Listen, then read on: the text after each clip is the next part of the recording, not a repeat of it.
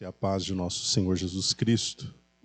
É uma alegria estar aqui para nós terminarmos o estudo do livro de Atos dos Apóstolos. Hoje nós estaremos estudando o capítulo de número 28. Infelizmente, devido ao decreto da prefeitura, nem todos os irmãos podem estar aqui. Na verdade, nós não podemos aglomerar pessoas no templo para cultuarmos. Mas, de qualquer forma, para não ficarmos sem terminar o livro de Atos, nós estamos aqui para gravar este último capítulo, o estudo deste último capítulo, que será o capítulo de número 28. Nós vimos na quarta-feira passada o capítulo 26 e o capítulo 27. Nós vamos apenas recapitular aqui rapidamente para nós entrarmos no capítulo 28. No capítulo 26, nós vimos que Paulo estava diante do rei Agripa, e nós vimos que trata-se do rei Agripa II, que é o último rei da linha herodiana, e diante dele Paulo faz a sua defesa. Agripa, ele era um homem qualificado para julgar as causas judaicas, visto que ele era um rei dos judeus. Então, Festo o convida a estar lá para ouvir a declaração de Paulo, para que ele pudesse dar o seu parecer ao final. Então Paulo faz a sua defesa diante de Festo e apresenta as suas razões, mostrando que o que ele estava fazendo, na verdade, era defendendo a causa do Evangelho, falando a verdade. No capítulo 27, nós vimos Paulo embarcando para a Itália. O seu objetivo era chegar na cidade de Roma. E nós vimos como foi uma viagem turbulenta, uma viagem muito difícil, a ponto do apóstolo Paulo reconhecer que num dado momento, depois de muitos dias sendo açoitado pelas ondas, fugiu do coração deles a esperança de qualquer salvamento. Então não foi uma viagem muito fácil, pelo contrário, uma viagem difícil. O barco foi violentamente açoitado pelas ondas por muitos dias, mas Deus assegurou a Paulo que nem a sua vida, nem a vida daqueles que com ele estavam, se perderia. E foi isso que aconteceu. Ao final, mesmo o navio colidindo, com as rochas, com a beirada da costa,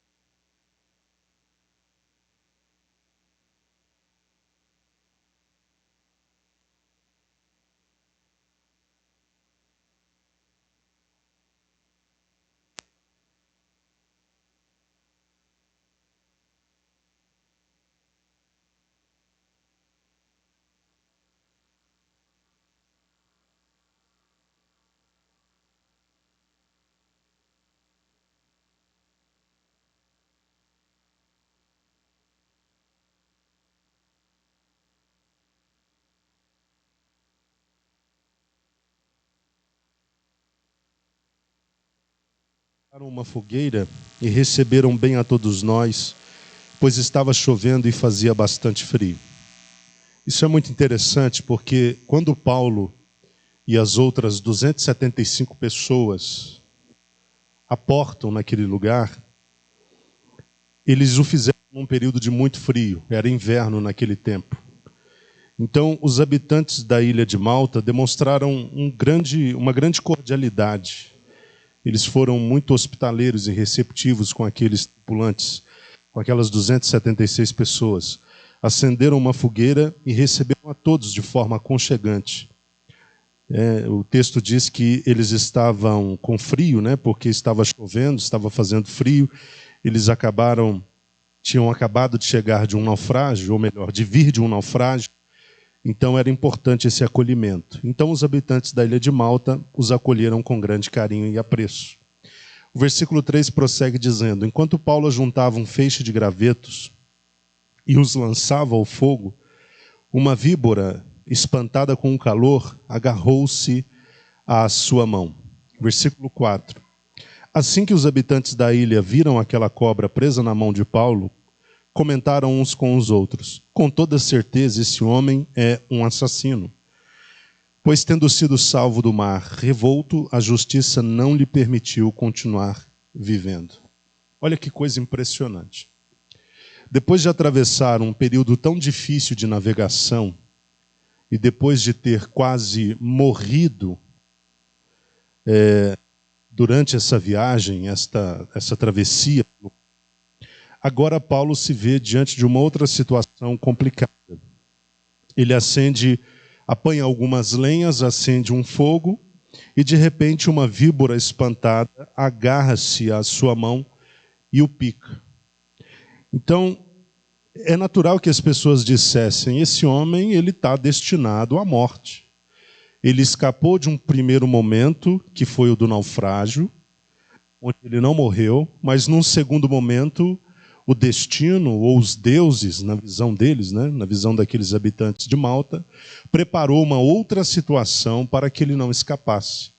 E o outro recurso de punição, né, que poderia trazer morte, foi o da víbora.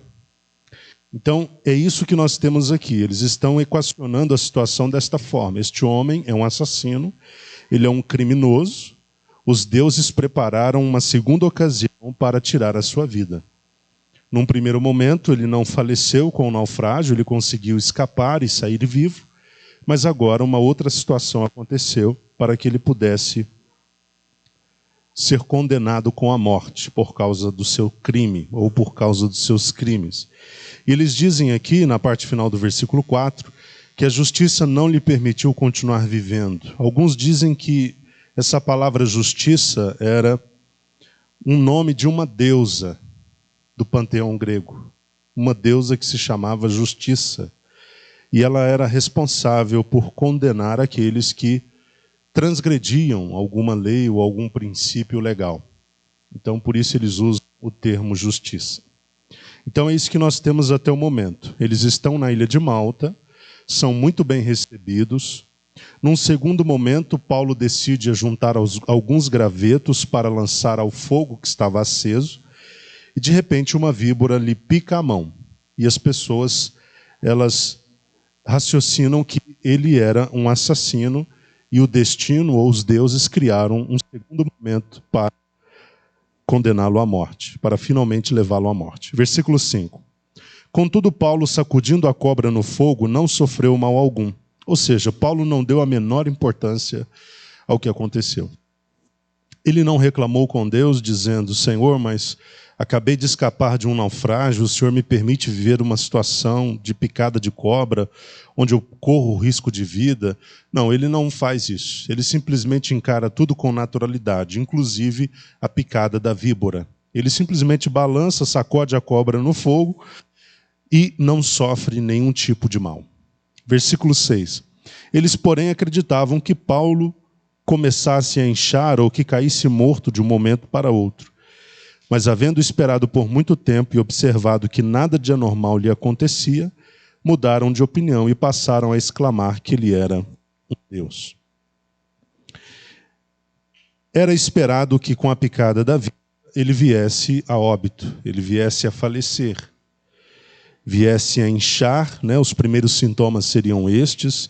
Ele poderia inchar, poderia, quem sabe, ficar febril e demonstrar outros sintomas.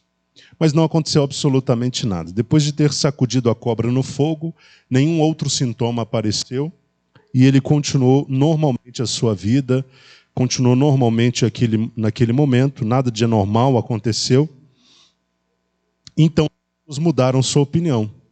Se num primeiro momento achavam que ele poderia ser um assassino que estava sendo condenado a uma segunda oportunidade de morte, agora eles dizem que ele é um Deus. E não é a primeira vez que isso acontece. Se não me engano, em Listra, Paulo passou pela mesma situação, onde ele foi inicialmente aclamado como Deus. E aqui em Malta, de novo, ele passa pela mesma situação. Como viram que ele não perdeu a vida, na verdade, nada de anormal aconteceu com ele, então eles acreditaram que tratava-se de um Deus. Versículo 7. Nos arredores daquele lugar havia uma grande propriedade que pertencia a Públio, o principal da ilha. O principal da ilha, talvez um prefeito, uma pessoa importante, um líder importante a nível político. Ele nos convidou a ficar em sua casa por 3 dias, generosamente nos recebeu e nos hospedou. Quero chamar a atenção de novo para a questão da hospitalidade, para a questão da cordialidade do povo de Malta. Era uma ilha onde a cortesia, a educação era peculiar do povo. Nós vemos que até mesmo Públio, que era um homem de grande importância na ilha, um líder que politicamente tinha um papel muito importante naquela região, naquela ilha, naquele lugar, ele convida Paulo, seus amigos, para ficarem em sua casa por 3 dias. E eles são muito bem recebidos. Então, os habitantes da ilha tinham esse procedimento, eles eram corteses, eles eram cordiais, hospitaleiros, sabiam receber muito bem as pessoas. Versículo 8, todavia seu pai estava muito enfermo, o pai de Públio, no caso, acamado e sofrendo com febre e disenteria. Estes eram os sintomas da enfermidade do pai de Públio, febre e disenteria.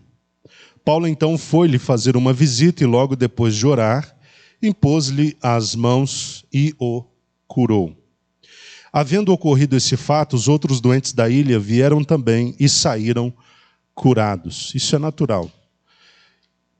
Cada vez que as pessoas tomavam conhecimento de que havia na cidade um homem de Deus operando qualquer tipo de milagre, eles ficavam impressionados e as pessoas corriam até esse homem de Deus para alcançar uma bênção, uma cura, um milagre da parte do Senhor. E foi isso que aconteceu. Nós temos aqui Públio curando o pai, Paulo curando o pai de Públio, que estava doente, e assim que os habitantes ficaram sabendo do que havia acontecido, eles também trataram de procurar a Paulo para serem curados. E o texto diz que eles também receberam, muitos deles receberam também esta cura. Versículo 10. E eles nos prestaram muitas homenagens e honrarias, e quando estávamos prestes a embarcar, nos ofertaram todo o suprimento de que necessitávamos para a viagem. Então, as pessoas de Malta não eram apenas hospitaleiras e cordiais, elas eram grandemente generosas e foram também para com Paulo e para com aqueles que com ele estavam. Vemos então, num primeiro momento, Paulo quase morrendo num naufrágio, sem esperança de salvação, e agora, tendo chegado nessa ilha, ele sai da ilha honrado. As pessoas o honram, as pessoas o suprem, as pessoas provisionam a ele e a sua equipe tudo o que eles precisavam a nível de suprimentos para seguir a viagem. Então nós temos aí esses 2 contrapontos. Impressionante como as coisas podem mudar dessa forma. Num primeiro momento, como eu acabei de dizer, Paulo estava desesperançado, sem saber se poderia ser salvo. Num segundo momento, nós temos ele sendo amplamente honrado pelas pessoas da ilha onde ele chegou depois do naufrágio. Versículo 11. Passados 3 meses, partimos em um navio de Alexandria que invernara na ilha, o qual tinha como marca a imagem dos deuses gêmeos, que era Castor e Pólux, 2 deuses gêmeos, deuses segundo o panteão grego, obviamente. E esses 2 deuses gregos, eles eram marca daquele navio que Paulo toma depois de 3 meses em Malta. Versículo 12. Chegando ao ponto de Siracusa, permanecemos ali por 3 dias. Ao porto de Siracusa, permanecemos ali por 3 dias. Versículo 13. De lá, costeando, chegamos a Régio. No dia seguinte, soprando o vento sul, prosseguimos e conseguimos chegar a Puteoli, no 2º dia. Versículo 14, aqui está apenas descrevendo um pouco da trajetória. Lucas está descrevendo um pouco da trajetória deles. 14, ali encontramos alguns irmãos e fomos convidados a ficar com eles por 7 dias. Depois disso, partimos para Roma. Roma era o alvo, o destino, o objetivo. Os irmãos daquela região haviam recebido notícias de que estávamos para chegar e vieram até a praça de Ápio e às 3 vendas para nos encontrar. Assim que os viu, Paulo deu graças a Deus e sentiu no seu interior grande encorajamento. Um encontro que trouxe encorajamento. Obviamente, ele viu a fé daqueles irmãos e por ele acabou sendo encorajado. Versículo 16. Quando chegamos a Roma, Paulo recebeu permissão para morar por conta própria, porém sob a vigilância e guarda de um soldado.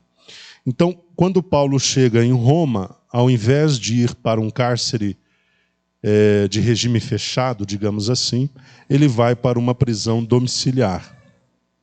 Lhe é permitido morar por conta própria, ou seja, é permitido que Paulo alugasse uma casa em Roma. Mas esta casa que ele alugasse, ou que veio a alugar, seria vigiada pela guarda de um soldado. É isso que o texto diz. Então, Paulo, quando chega em Roma, ele fica em prisão domiciliar, sendo guardado, vigiado por um soldado, 24 horas por dia. Quando Paulo estava em Roma, ele escreve as chamadas epístolas de prisão, que são as 4 epístolas que ele escreve enquanto preso. São as epístolas de Filipenses, Efésios, Colossenses e Filemão. 4 epístolas ele escreve durante o período em que está preso em Roma. Lembrando, não é uma prisão de regime fechado. É uma prisão domiciliar que tinha uma certa abertura. Ele tinha uma boa liberdade, mas era vigiado por um soldado romano. Versículo 17. Depois de 3 dias, Paulo convocou os principais dentre os líderes judeus e, reunindo-se com eles, declarou-lhes: caros irmãos, muito embora eu nada tenha feito contra o nosso povo, nem tampouco contra as tradições e costumes de nossos pais, fui preso em Jerusalém e entregue aos líderes romanos. Aqui ele está trazendo à memória o que havia acontecido em torno de 2 anos antes. Tá? Não sei se os irmãos se lembram, mas nós falamos sobre isso. Paulo encerra a sua 3ª viagem, chegando em Jerusalém. Em Jerusalém, ele encerra a 3ª viagem missionária, que foi quando ele foi acusado pelos judeus de estar profanando o templo, estar blasfemando contra Deus, tentando implementar leis que contrariavam a lei de Moisés. Foi acusado de ter introduzido num lugar específico do templo, privado do templo, um efésio chamado Trófimo, e dali começou toda essa caminhada de perseguição, de sofrimento e de prisão. Tá? Então, falando aqui sobre esse episódio em Jerusalém, ele traz à memória quando em Jerusalém tudo começou a acontecer. E 2 anos depois, ele finalmente está em Roma. Então, versículo 17 que lemos, como eu disse, ele diz que foi preso em Jerusalém, relembrando isso, e que foi entregue aos líderes romanos. E de lá foi se seguindo uma série de acontecimentos. Versículo 18. Eles, depois de me interrogarem, decidiram me libertar, porquanto eu não era culpado de crime algum que merecesse a pena de morte. Entretanto, havendo os líderes judeus levantado o protesto, fui obrigado a apelar a César, certamente não por ter qualquer acusação contra a minha própria nação. Por esse motivo, vos convidei para que os pudesse ver e conversar convosco, porquanto é pela esperança de Israel que preso a estas correntes. Então eles lhe replicaram, eles, os líderes judeus que ele convocou para essa conversa.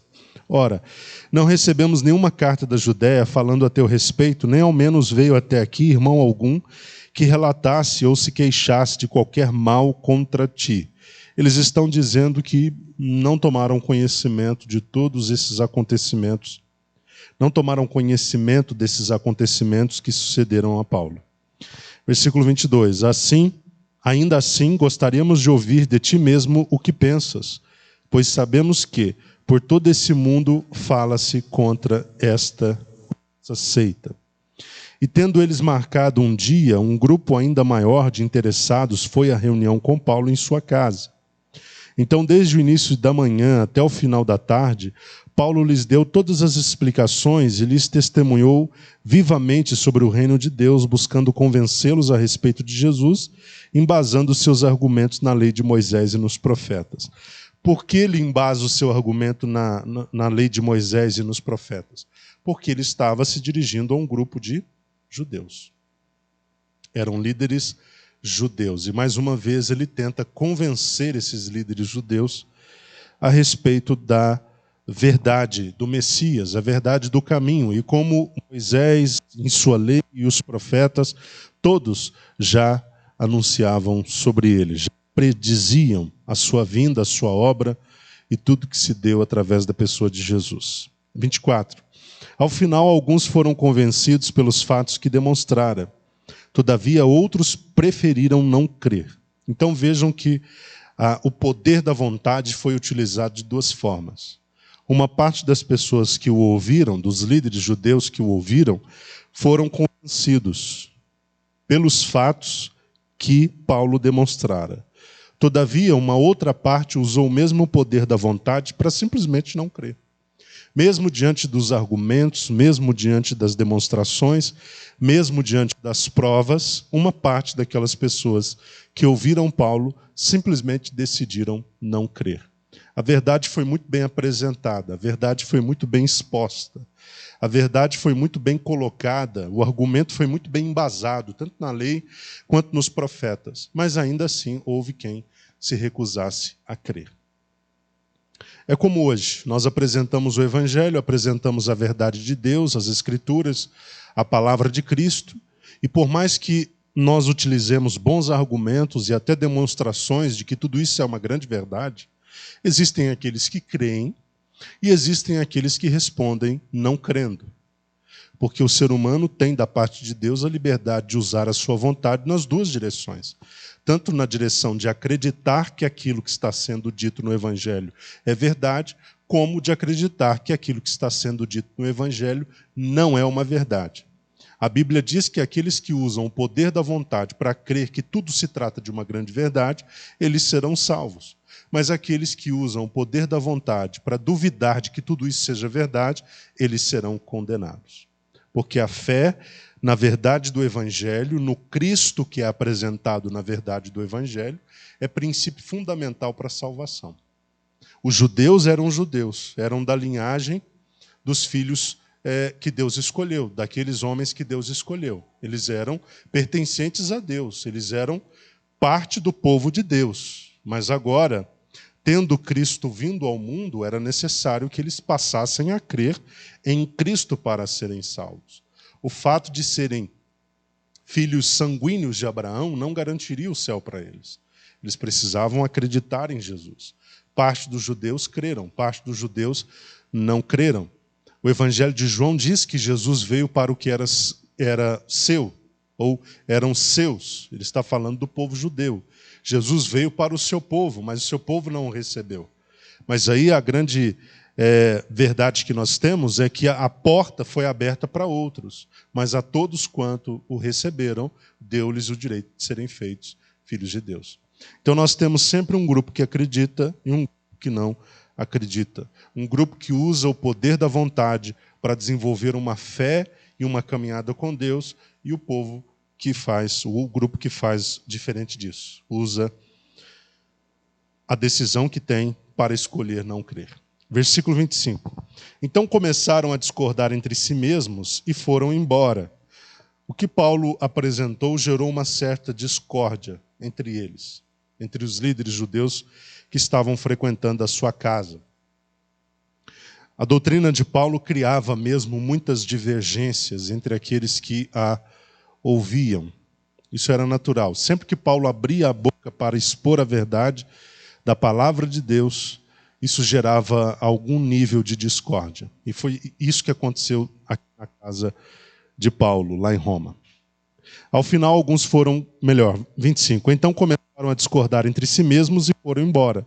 Logo após Paulo ter feito esta declaração final, bem que o Espírito Santo comunicou a vossos pais por intermédio do profeta Isaías: vai a este povo e dize-lhe, ouvindo, ouvireis, e de maneira nenhuma entendereis, e vendo, vereis, mas de maneira nenhuma percebereis. Porque o coração deste povo se tornou insensível, E com os ouvidos ouviram, porém sem dar atenção, e fecharam os olhos, para que não vejam com os olhos, nem ouçam com os seus ouvidos, ou com os ouvidos, nem se convertam, e eu os cure. Então Paulo está dizendo que até mesmo esta disposição dos judeus em rejeitarem a verdade já estava predito. Já havia sido predito pelo profeta Isaías. Eles ouviriam, mas não entenderiam. Eles veriam, mas não perceberiam, porque o coração deles tornou-se insensível.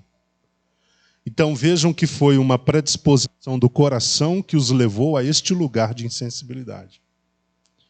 Ao longo do tempo, eles foram se tornando terra dura, solo duro. A palavra de Deus não conseguia penetrar no coração deles. A verdade de Deus, mesmo patente, mesmo nua diante dos olhos deles, eles a olhavam, mas eles não a percebiam. A verdade era pregada aos ouvidos, eles ouviam, mas isso não descia até o coração deles. Porque ao longo do tempo, eles se tornaram insensíveis. A sensibilidade é algo que é adquirido ao longo do tempo. O solo, num primeiro momento, pode ser bom, mas se ele não for corretamente administrado, pode se tornar um solo petrificado ao longo do tempo, insensibilizado, um solo que não recebe semente, um solo onde a água da chuva cai, mas ela não consegue penetrar na terra. Os judeus eram como esta terra dura. A palavra de Deus não conseguia penetrar no coração deles. Por mais que eles estavam expostos à palavra, diante da palavra, ouvindo a palavra, esta palavra não era assimilada, não era percebida, não era apreendida. Porque ao longo do tempo eles se permitiram insensibilizar. Eu aproveito o momento até para dizer que é algo contra o qual a gente tem que estar muito atento. Porque se a gente não tomar cuidado, o mesmo acontece conosco. Mesmo dentro da igreja, mesmo tendo muitos anos de crente, mesmo frequentando muitos cultos, mesmo tendo ali uma tradição religiosa, mesmo ouvindo muitas vezes a palavra de Deus, mesmo tendo muito contato com o Evangelho, se nós não tomarmos cuidado, o nosso coração pode se petrificar de uma forma onde a essencial verdade de Deus contida naquilo que nós ouvimos não penetra no nosso coração, ela não chega no lugar onde tem que chegar. E às vezes a gente nem percebe isso. Então nós temos que tomar muito cuidado para que a nossa terra seja sempre uma terra muito receptível àquilo que Deus libera através da sua palavra. Que o nosso coração não seja duro, não seja asfáltico, não seja petrificado, seja pela religiosidade, seja pelo tempo, seja pelo que for. Que nós sejamos uma terra onde a palavra de Deus, quando lançada, ela encontre condições ideais para gerar o que ela pode gerar. Que nós tomemos muito cuidado. Porque Satanás, como eu tenho dito várias vezes, até mesmo no culto de estudo, mudou a sua estratégia. Ele não tem o intuito de tirar as pessoas de dentro da igreja, muitas das vezes. O seu trabalho concentra-se no afã de manter as pessoas dentro da igreja, só que insensíveis. Dentro da igreja, só que corrompidas. Dentro da igreja, só que em pecado. Então nós temos que tomar muito cuidado com isso, para que nós não sejamos como os judeus. Conviveram com o Filho de Deus, receberam a palavra do Filho de Deus, ouviram a mensagem do Filho de Deus, mas não receberam o Filho de Deus, porque se tornaram insensíveis. Com o ouvido eles ouviam, mas eles não entendiam. Aquilo não chegava no coração. Com os olhos viam, mas eles não percebiam o que estava. Versículo 28. Sendo assim, quero que estejais perfeitamente cientes de que esta salvação de Deus está sendo enviada aos gentios e eles a ouvirão. Eu creio que este foi um golpe muito forte para aqueles judeus. Paulo está dizendo, se de um lado vocês se recusam, do outro lado Deus vai abrir a oportunidade para que alguém aceite. E este alguém será o gentio, ou os gentios. Eles ouvirão a mesma mensagem, eles estarão diante do mesmo evangelho, só que a resposta deles será diferente da de vocês. Se vocês se recusaram, se vocês não deram ouvidos, se vocês se insensibilizaram diante da mensagem, não será dessa forma em relação aos judeus. A salvação foi dada como oportunidade a eles, e eles não se recusariam diante dessa oportunidade. É isso que Paulo está dizendo. A salvação estaria sendo enviada aos gentios e eles a ouviriam. Versículo 29. Então, logo depois de lhes admoestar desta forma, os judeus se retiraram, debatendo acaloradamente entre si sobre o que ouviram. Quer dizer que a discussão sobre a reunião, ela seguiu pós-reunião. As pessoas foram pelo caminho discutindo a respeito daquilo que ouviram. Versículo 30. Por 2 anos completos, Paulo permaneceu na casa que havia alugado, nesta casa em Roma. Por 2 anos ele permaneceu nesta casa. E recebia a todos quantos o procuravam, porque ele usufruía de boa liberdade. Era uma prisão domiciliar, mas ele tinha uma boa liberdade de receber pessoas. 31. Pregava incansavelmente o reino de Deus e ensinava a respeito do Senhor Jesus Cristo, com toda a liberdade, sem o mínimo impedimento. É assim que nós temos o término do livro de Atos. Paulo pregando incansavelmente o reino de Deus, mesmo preso numa prisão domiciliar em Roma, ensinando a respeito de Jesus Cristo com toda a liberdade, sem o mínimo impedimento. Alguns estudiosos dizem que foi aqui, depois de 2 anos, que Paulo perde a vida e é martirizado. E há alguns outros que dizem que depois que ele é preso em Roma, ele ainda é solto uma outra vez, faz uma 4ª viagem missionária e finalmente é preso de novo, anos depois, e aí sim ele é martirizado por declarar que César não é filho de Deus, que filho de Deus é Jesus. Então nós temos essas 2 linhas de raciocínio aí, essas 2 possibilidades, de que a vida de Paulo encerra aqui, Roma, depois da 3ª viagem, e esses 2 anos de perseguição e mais 2 anos preso, e há aqueles que interpretam que ainda houve uma 4ª viagem missionária, segundo eles necessário ficar e concordar com algumas informações que existem nas epístolas. Mas independente disso, o que nós temos é que Paulo foi um homem incansável, ele fez o seu trabalho. E é como ele próprio diz, né? Combati o bom combate, acabei a carreira, guardei a fé, e agora eu aguardo a coroa, a qual o justo juiz me dará naquele dia. Nós temos no livro de Atos uma história, a história de uma igreja que foi edificada sobre Jesus. Quando Jesus conversa com Pedro, ele diz: você, Pedro, é fragmento de pedra, você é pedrisco, mas eu sou rochedo. E sobre esse rochedo vou edificar a minha igreja, e as portas do inferno não prevalecerão contra ela. Nós temos o livro de Atos retratando, portanto, a inauguração desta igreja e a sua consolidação ao longo dos anos. Uma igreja que começa em Atos 1, recebendo a promessa do derramar do Espírito. Uma igreja em Atos 2, que recebe o efetivo derramar do Espírito. Começa a fluir no poder do Espírito Santo. Começa a enfrentar as suas primeiras perseguições, inicialmente até lideradas pelo próprio Saulo, né, ou Paulo. Esta igreja acaba se dispersando. Ela começa a se espalhar pelo mundo, e os crentes que foram se espalhando, eles pregavam o evangelho por onde iam. Neste estudo do livro de Atos, a expressão usada para isso é diáspora ou dispersão. E a palavra dispersão é uma palavra usada no mundo agrícola, que dá a ideia de lançar sementes, e essas sementes caírem em vários lugares.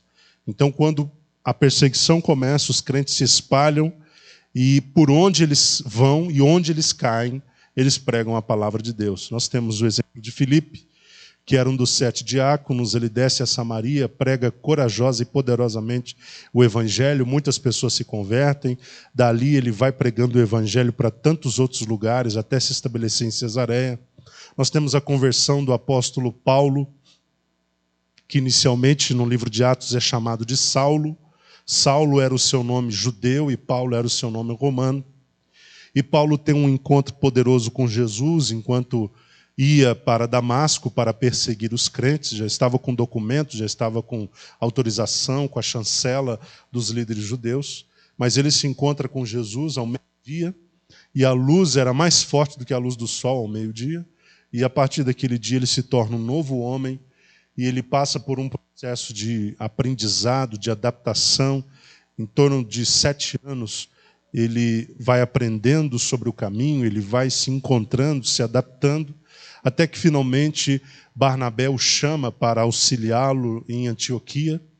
E Paulo então sai de Tarso, sua cidade de origem, vai para Antioquia e ele ajuda Barnabé ali durante um período, ensinando a igreja e expondo a verdade do Senhor. A igreja de Antioquia envia Paulo e Barnabé para a sua primeira viagem missionária. Eles visitam várias igrejas, fundam várias igrejas, pregam o evangelho por vários lugares. Eles voltam e são enviados, e Paulo é enviado novamente para uma segunda viagem, só que não com Barnabé, por causa daquela discussão que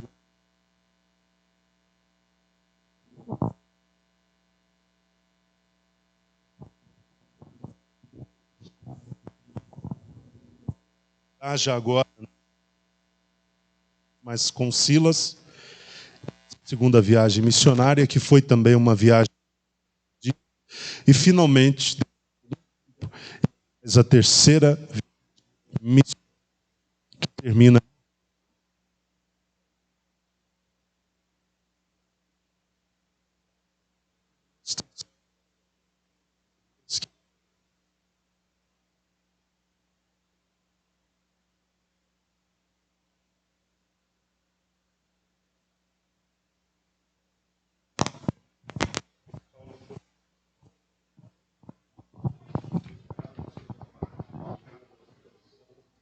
um homem que cumpriu o seu chamado com bastante vigor, com bastante alegria, e um homem com quem o Espírito Santo cooperou poderosamente. O livro de Atos termina no capítulo 28, mas os atos do Espírito Santo e a igreja, eles prosseguem. Até hoje, o Espírito Santo continua agindo na igreja e por meio da igreja. Até hoje, a igreja prossegue cumprindo a sua missão, que é de ser luz entre as nações, que é de pregar o evangelho a toda criatura e batizar aqueles que creem. Então, que nós possamos levar esta mensagem do livro de Atos por onde nós formos. Existe uma igreja fundada sobre a rocha, uma igreja edificada sobre a rocha, e existe uma igreja que está sendo consolidada pelo Espírito Santo.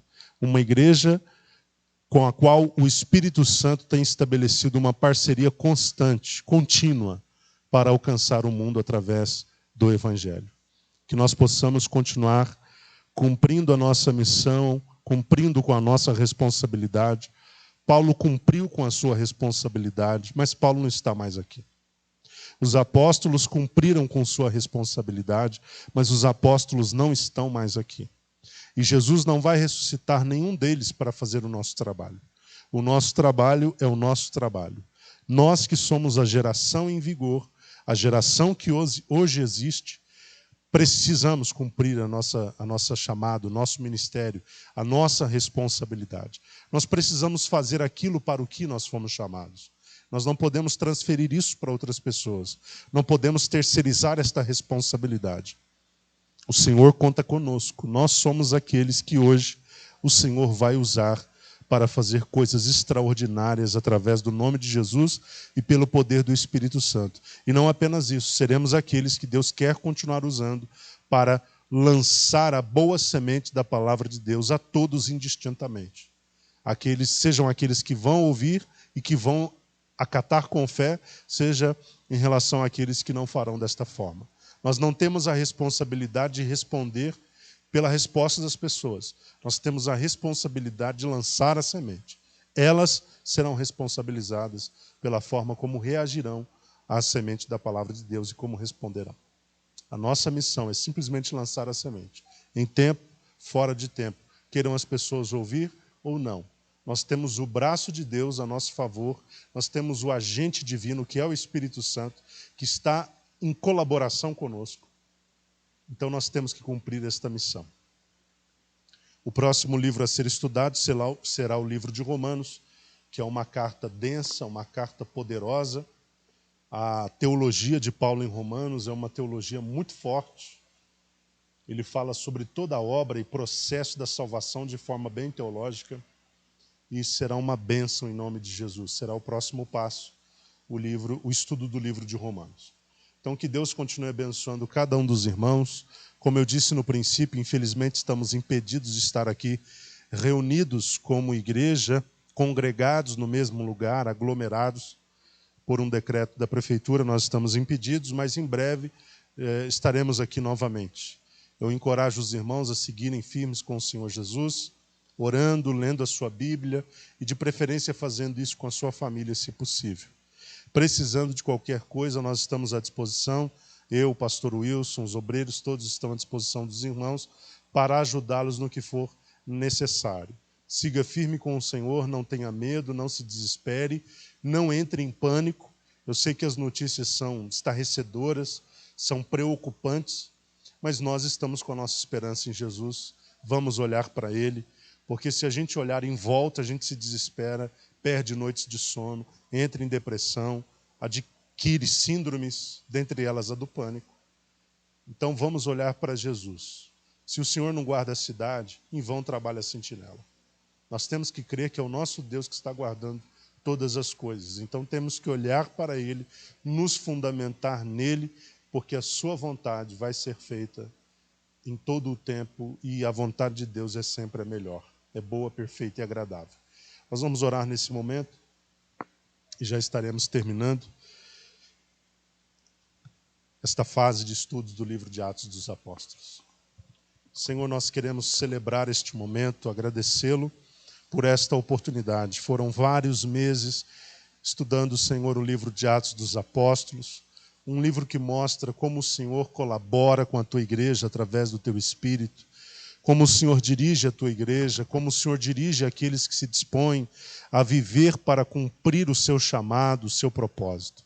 Te louvamos, ó Deus, te agradecemos, que possamos ser como estes homens que foram estudados aqui no livro de Atos, homens que não tiveram a sua vida por preciosa, mas que se entregaram com coragem, se entregaram com alegria e cumpriram a sua missão. Hoje o Senhor está contando conosco, nos ajude a não decepcioná-lo. Continue nos fortalecendo, Senhor, para cumprirmos a nossa responsabilidade nesse chamado. Em nome de Jesus. Oro também pelos meus irmãos que estão em casa, com suas famílias. Venha fortalecê-los nesta hora, venha dar a eles alegria, venha dar a eles esperança, fé, coragem. Ó Deus, que eles possam atravessar esse momento com tranquilidade, olhando para o Senhor e depositando no Senhor sua confiança. Que não haja pânico, Senhor, no nosso meio, que não haja, ó Deus, medo no nosso meio, mas que haja fé. E que o teu nome seja glorificado e que esta fase difícil termine o quanto antes, para a glória do nome do Senhor Jesus. Amém. Deus abençoe, queridos, em nome de Jesus.